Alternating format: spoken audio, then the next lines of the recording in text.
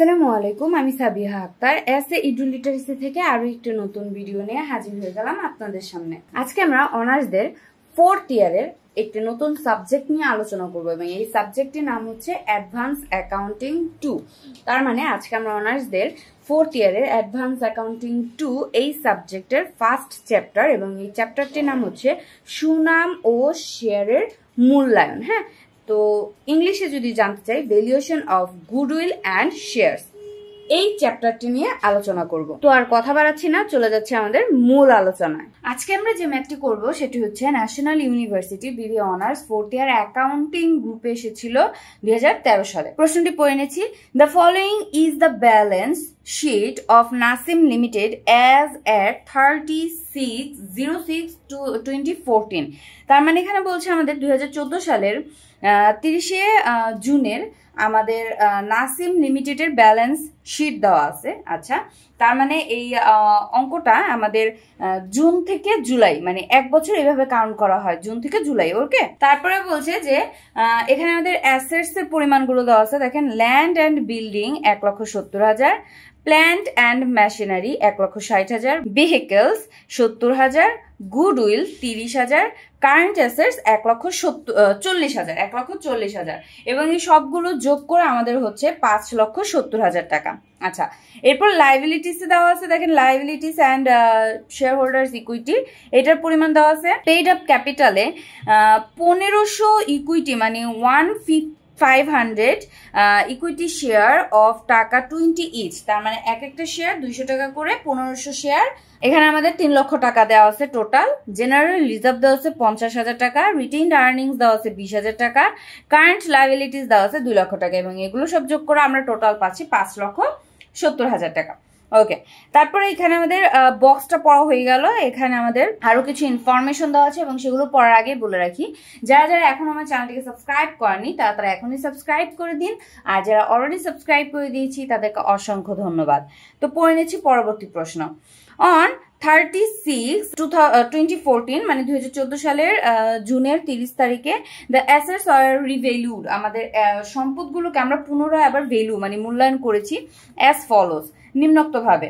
তার মানে আমাদের ল্যান্ড অ্যান্ড বিল্ডিংস এখানে 2 লক্ষ টাকা, যেটা আগে আমরা বক্সে 1,70,000 টাকা পড়েছিলাম, এখন আমরা রিভ্যালুড করে আমরা দেখতে পারলাম যে আমাদের ল্যান্ড অ্যান্ড বিল্ডিং আছে 2 লক্ষ টাকার। ওকে, প্ল্যান্ট অ্যান্ড মেশিনারি আছে 1,50,000 টাকার এবং ভেহিকেলস আছে 60,000 টাকা। তার মানে যানবাহনের যে মানে পরিবহনের যে গাড়ি বা ভ্যান এগুলো যা আছে সেটা 60,000 টাকার আছে। আচ্ছা, তারপরে বলছে the company earned profits after depreciation and taxation as follows.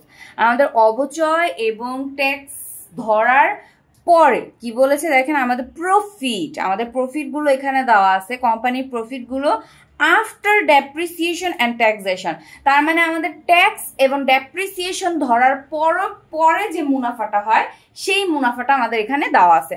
কথাটা কি বুঝতে পারলাম? তার মানে আমাদের এখানে ডেপ্রিসিয়েশন, ট্যাক্সেশন এগুলো আর কোনো কিছুই কাজ করার প্রয়োজন নাই, কারণ আমাদের ডেপ্রিসিয়েশন এবং ট্যাক্সেশন এগুলোর কাজ করে যে প্রফিটটা হয় সেটাই আমাদের অঙ্কে দিয়ে দিছে। তার মানে কিন্তু আমাদের কাজ অনেকটা কমে গেছে, তাই না? ওকে, তো প্রফিট গুলো দেখেন 2012-তে 60,000, 2013-তে 70,000 এবং 2014-তে 80,000 টাকা। Fine. The valuation of goodwill is to be based on 2 years purchase of super profit. এখানে আমাদের বলে দিছে যে সুপার প্রফিটে আমাদের 2 বছরের পারচেজের যে গুডউইলটা হবে সেটা বের করে দেখাও, ভ্যালুড করে দেখাও। It is considered that 10% is a reasonable return on net tangible assets. আমাদের 10% রিজনেবল যে রিটার্নটা মানে আমাদের নর্মাল রেট অফ রিটার্ন যেটা, সেটা 10% রাখতে হবে বা বিবেচনা করতে হবে।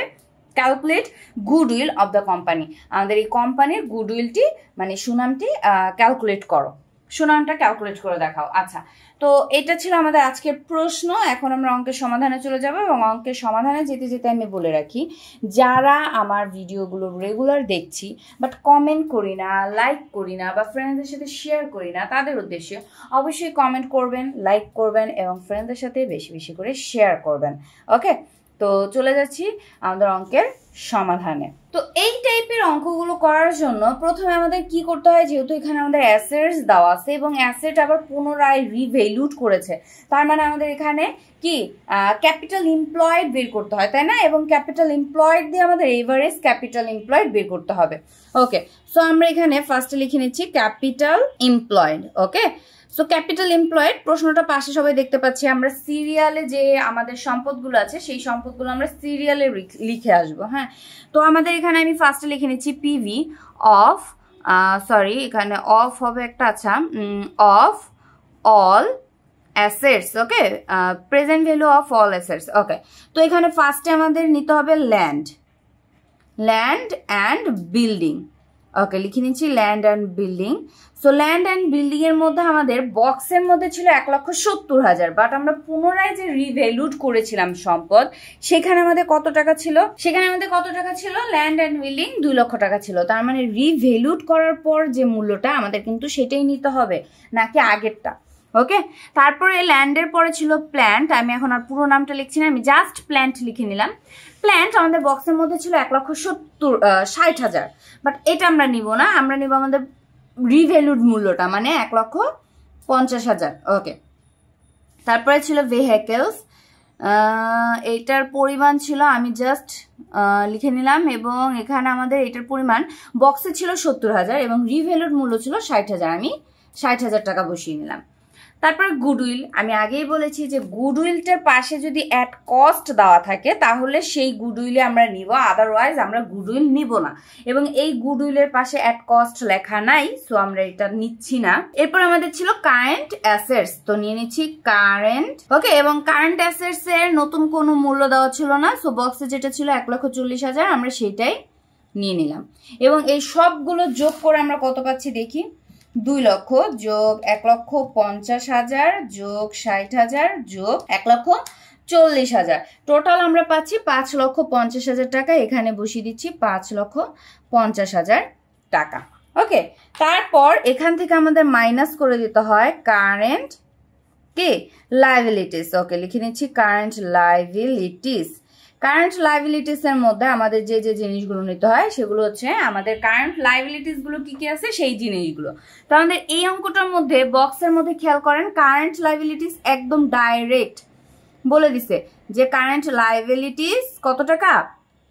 আমাদের এই অঙ্কটার মধ্যে কারেন্ট লায়াবিলিটিস 2 লক্ষ টাকা বলে দিছে, তার মানে আমরা ডাইরেক্ট এখানে বসিয়ে দিতে পারি 2 লক্ষ টাকা। ওকে ফাইন, 2 লক্ষ টাকা বসিয়ে দিলাম এবং এটা মাইনাস করে দিই। 5,50,000 থেকে 2 লক্ষ মাইনাস করে আমরা কত পাচ্ছি, 3,50,000। ওকে, বসিয়ে দিলাম 3,50,000 এবং এটাকে আমরা বলতে পারি ক্যাপিটাল এমপ্লয়েড। কি বলতে পারি?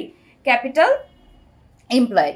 তো আমরা চাইলে এই যে অঙ্কটা করেছি না, এইটার থেকেই আমরা চাইলে আমাদের যে এভারেজ ক্যাপিটাল এমপ্লয়েড সেটা আমি বের করতে পারি। তো এখানে যেহেতু আমার অনেকটা জায়গা খালি রয়ে গেছে, আমি এখানেই করে দিচ্ছি। ওকে, সো ক্যাপিটাল এমপ্লয়েড বের হয়ে গেছে আমাদের, এটা আমি লিখে দিচ্ছি নামটা ক্যাপিটাল এমপ্লয়েড। ওকে, ক্যাপিটাল এমপ্লয়েড নামটা লিখে দিলাম, কত পাচ্ছি 3,50,000 এবং এটা দিয়ে আমি এখানেই ডাইরেক্ট আমাদের এভারেজ ক্যাপিটাল এমপ্লয়েডটা বের করে দিচ্ছি। তো এভারেজ ক্যাপিটাল এমপ্লয়েড বের করার জন্য আমাদের কি বের করতে হবে, এখান থেকে আমাদের কারেন্ট ইয়ার প্রফিট বের করতে হবে, তাই তো?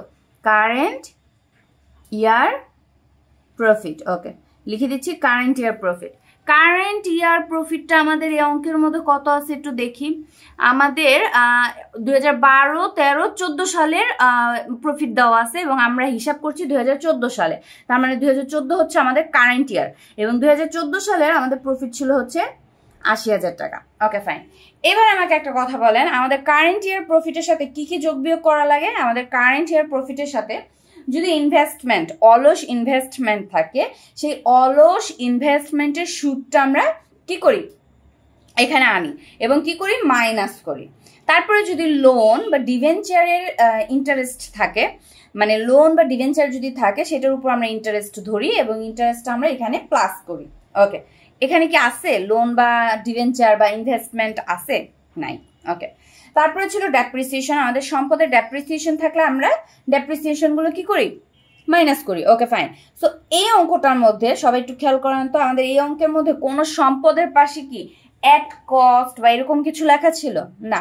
এবং এই অঙ্কের মধ্যে যে এরকম কোনো কাজ নাই সেটা আমরা আরো সহজে বুঝতে পারি কিভাবে, কারণ প্রশ্নের মধ্যে আমাদের একটা কথা বলা ছিল যে the company earn it profits after depreciation and taxation, তার মানে ডেপ্রিসিয়েশন এবং ট্যাক্সেশন করার পরে আমাদের প্রফিটটা দিয়ে দিছে। তার মানে এই যে ৮০,০০০ এখান থেকে অলরেডি যে সকল ক্যালকুলেশনগুলোর প্রয়োজন ছিল সেগুলো করে ডেপ্রিসিয়েশন বাদ দিয়ে ট্যাক্স বাদ দিয়ে তারপরে আমাদের এই প্রফিটটা ওরা বের করে দিছে। তার মানে আমাদের কাজটা কি অনেক কমিয়ে দিছে। তাহলে আমাদের কারেন্ট ইয়ার প্রফিট এটা ছিল, এটাকে আমরা ক্লোজ করে দিই।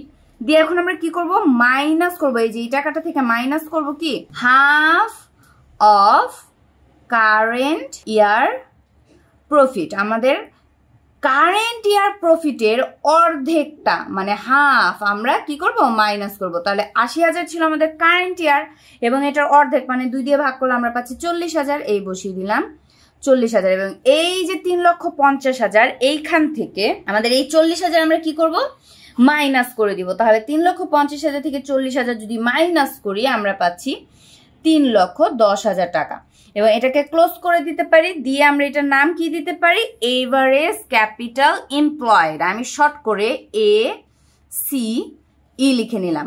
কত, এভারেজ ক্যাপিটাল এমপ্লয়েড ৩,১০,০০০ টাকা। তাহলে আমাদের এভারেজ ক্যাপিটাল এমপ্লয়েডটা কি বের হয়ে গেছে। ওকে, ডান। সো এভারেজ ক্যাপিটাল এমপ্লয়েড দিয়ে আমরা কি ক্যালকুলেশন করতে পারি, নর্মাল প্রফিট। এইবার চলে যাচ্ছি নর্মাল প্রফিট বের করার কাজে। নর্মাল প্রফিটটা বের করতে হবে। নর্মাল প্রফিটটার সূত্রটা কি, normal profit average capital employed into normal rate of return. আচ্ছা, তো এভারেজ ক্যাপিটাল এমপ্লয়েড কত, ৩,১০,০০০ টাকা বসিয়ে দিলাম into normal rate of return. তো আমাদের এখানে নর্মাল রেট অফ রিটার্ন কি দেওয়া ছিল, হ্যাঁ দেওয়া ছিল। ওই যে লেখা আছে প্রশ্নে দেখেন, it is considered that 10% is a reasonable return. এটাই হচ্ছে আমাদের নর্মাল রেট অফ রিটার্ন। তাহলে ৩,১০,০০০ এটার উপর যদি 10% করে দেই আমরা পাবো ৩১,০০০ টাকা। এই বসিয়ে দিলাম ৩১,০০০ টাকা। ঠিক আছে, তাহলে নর্মাল প্রফিট কত পেয়ে গেলাম, ৩১,০০০ টাকা। দেখেন এখানে আমি ক্যাপিটাল এমপ্লয়েড এবং এভারেজ ক্যাপিটাল এমপ্লয়েড দুইটাকে আমি একটা বক্সের মধ্যে করে নিছি। ঠিক আছে, দেখছেন অঙ্কগুলো যদি আমরা বুঝে যাই, অঙ্কগুলো যদি আমরা একটু বুঝে যাই ঠিক মতো, পরে কিন্তু আমাদের ওই ভাগে ভাগে এতগুলো পার্ট করে করার প্রয়োজন হয় না। আমরা নিজেরা বুঝে গেলে তখন সুন্দর মতো নিজেদের মতো গুছিয়ে আমরা কি করতে পারি, সহজ থেকে সহজভাবে অঙ্কগুলো করে নিতে পারি। ওকে, তো আমাদের নর্মাল প্রফিট বের করা হয়ে গেছে। এখন আমাদের কি করতে হবে, সুপার প্রফিট বের করতে হবে। এভারেজ অ্যানুয়াল ট্রেডিং প্রফিট এটা বের করবো। তো এটা বের করার জন্য ফার্স্টে আমাদের নিতে হয় হচ্ছে এভারেজ প্রফিট। ওকে, সো আমি লিখে নিচ্ছি এভারেজ প্রফিট। এবং এভারেজ প্রফিটটা কিভাবে বের করি, যতগুলো প্রফিট দেওয়া আছে সবগুলো যোগ করব এবং যে কয় বছরের প্রফিট দেওয়া আছে সেই কয় বছর দিয়ে ভাগ করব। তার মানে এখানে আমাদের প্রফিট দেওয়া ছিল ৬০,০০০ যোগ ৭০,০০০ যোগ ৮০,০০০ এবং এটাকে ভাগ করব ৩ দিয়ে, কারণ ৩ বছরের প্রফিট দেওয়া আছে। তাহলে যোগ করে দেই ৬০,০০০ যোগ ৭০,০০০ যোগ ৮০,০০০ এবং ভাগ করে দিচ্ছি ৩ দিয়ে, আমরা পাচ্ছি ৭০,০০০ টাকা। এই বসিয়ে দিলাম ৭০,০০০ টাকা। ওকে, এখন আমাকে বলেন তো আমাদের এইখানে কি কোনো অ্যাডজাস্টমেন্ট আছে, মানে আমরা এই যে এখানে যে এভারেজ ক্যাপিটাল এমপ্লয়েড বের করেছি এখানে কি কোনো যোগ বিয়োগ মানে ডেপ্রিসিয়েশন ইন্টারেস্ট এগুলো কোনো কিছু যোগ বিয়োগ করেছি, করি নেই। তার মানে এখানে যেহেতু কোনো কিছু নাই, সো এখানেও কোনো কিছু নাই। এখানে কি ট্যাক্স এনেছি, আনি নাই, কারণ এখানে আমাদের প্রশ্নে বলা ছিল যে ট্যাক্স এবং ডেপ্রিসিয়েশন ধরার পরবর্তী মুনাফায় আমাদের দেওয়া আছে। তার মানে এইখানে আমাদের এভারেজ অ্যানুয়াল ট্রেডিং প্রফিট এইটার মধ্যে কি আর কোনো ক্যালকুলেশনের প্রয়োজন আছে, নাই। তার মানে আমাদের এই ৭০,০০০ টাকাকে আমরা কি বলতে পারি, এভারেজ অ্যানুয়াল ট্রেডিং প্রফিট। কত, 70,০০০ টাকা। ওকে, তাহলে আমাদের এভারেজ অ্যানুয়াল ট্রেডিং প্রফিট বের করা হয়ে গেছে। এবার আমরা কি করব, এখান থেকে আমাদের সুপার প্রফিট বের করে নেব। তাহলে সুপার প্রফিট বের করার সূত্রটা কি, এভারেজ অ্যানুয়াল ট্রেডিং প্রফিট এখান থেকে মাইনাস করতে হয় আমাদের নর্মাল প্রফিট। তাহলে এভারেজ অ্যানুয়াল ট্রেডিং প্রফিট ছিল ৭০,০০০। ওকে, বসিয়ে দিলাম ৭০,০০০ এবং নর্মাল প্রফিট একটু আগে ক্যালকুলেশন করে আমরা কত বের করেছিলাম, ৩১,০০০। এই বসিয়ে দিলাম ৩১,০০০। ওকে, ৭০,০০০ থেকে মাইনাস করে দিই ৩১,০০০, আমরা পেয়ে যাচ্ছি 39,000 টাকা। দেখেন সুপার প্রফিটটা যেহেতু প্লাসে বের হয়েছে, তার মানে কি এখানে আমাদের গুডউইল আছে। তাহলে আমরা এখন গুডউইলের ক্যালকুলেশনটা করতে পারি। গুডউইল ইকুয়াল কিভাবে করব calculation? Super profit into years purchase. Super profit কত? 39,000। এবং এখানে এই অঙ্কটার মধ্যে আমাদের পারচেজ ইয়ার্স কয় বছর দেওয়া ছিল? 2 ইয়ার্স দেওয়া ছিল। তাহলে আমরা 2 দিয়ে গুণ করে দিচ্ছি। তাহলে 39,000কে গুণ করে দিই 2 দিয়ে, আমরা পাচ্ছি 78,000 টাকা। এই বসিয়ে দিলাম 78,000 টাকা। তার মানে গুডউইলের পরিমাণ কত পেলাম? 78,000 টাকা। তো আজকের যে অঙ্কটা ছিল, অঙ্কটা খুবই সহজ ছিল, তাই না?